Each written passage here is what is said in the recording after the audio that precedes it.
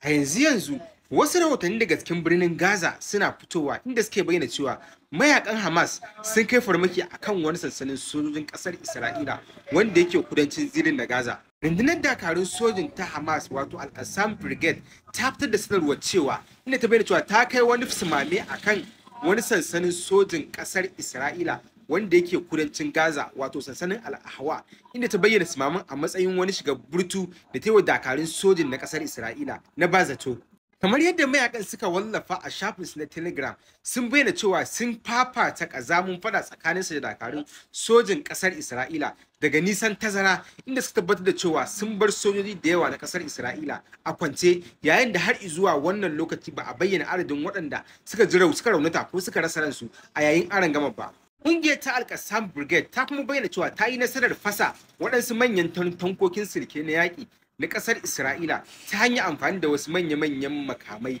na Taharim wanda ta ayyana shi da cewa 105. Ƙungiyar ta Hamas ta ƙara da cewa mayakanta sun yi yunƙurin damƙe wani sojan ɗan Isra'ila a raye, sai dai yanayin cunkushewar filin daga ya sanya wannan yunƙuri bai samu nasara ba. An bayyana cewa wannan farmaki ya biyo bayan yunƙurin mamaye yankin Natsirim da sojin ƙasar Isra'ila suke yi, kasancewa gurin ya kasance wata hanya mashiga wadda ƙungiyar ta Hamas take amfani da gurin kai hare-hare ta hanyar amfani da makamai masu linzami, kasancewa gurin yana da sauƙin sarƙaƙiya tare da kai hari cikin gaggawa a lokacin da aka yi amfani da makamai wurin tura hari zuwa yankunan ƙasar ta Isra'ila. Wasu masu sharhi a cikin bayanai sun bayyana cewa wannan arangama ka iya zama wata mafita na bayyana cewa ƙungiyar Hamas har yanzu da ragowar ƙarfinta, ma'ana ƙungiyar ba ta da baya ba, duk kuwa da ci gaba da matsa lamba da sojin ƙasar Isra'ila suke yi tare da mamayar yankunan na zirin Gaza, amma har yanzu ƙungiyar tana ragowar ƙarfin iya kai farmaki tare da kitsawa. Sai dai har zuwa lokacin da nake labarta muku wannan labari ba a samu sanarwa daga dakarun sojin ƙasar Isra'ila ba akan wannan hari da aka kaddamar, kuma babu adadin waɗanda suka mutu ko suka jikkata ta bakin hukuma.